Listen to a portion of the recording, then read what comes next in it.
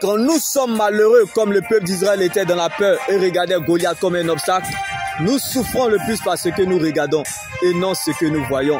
Car il y a des personnes qui ont tout perdu, qui ont payé le prix, qui ont tout laissé pour suivre Dieu.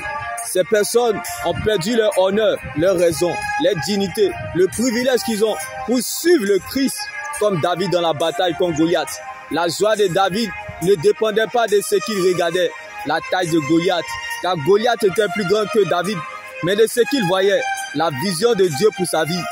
Car la grandeur de David était Christ. Le désastre dans la vie d'un être humain, c'est de perdre la vision de Dieu.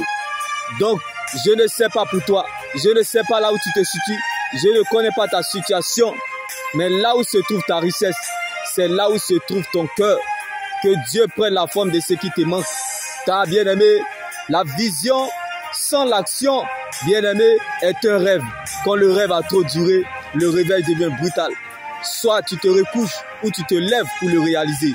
Si tu veux avoir ce que tu n'as jamais eu, commence à faire ce que tu n'as jamais fait. Comme David dans la bataille contre Goliath, l'Éternel est devenu serveur. Tu ne peux pas servir si tu n'es pas serveur. Il n'y a pas de royauté sans bergerie.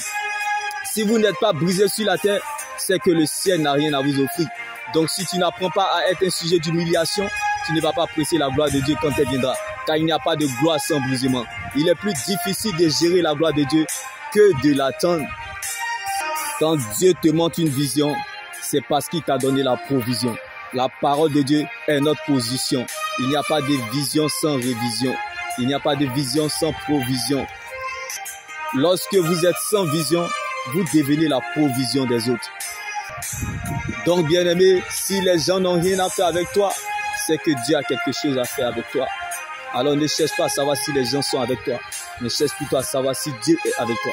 Car lorsque Dieu t'attend la tête, il compte sur lui-même pour t'accompagner.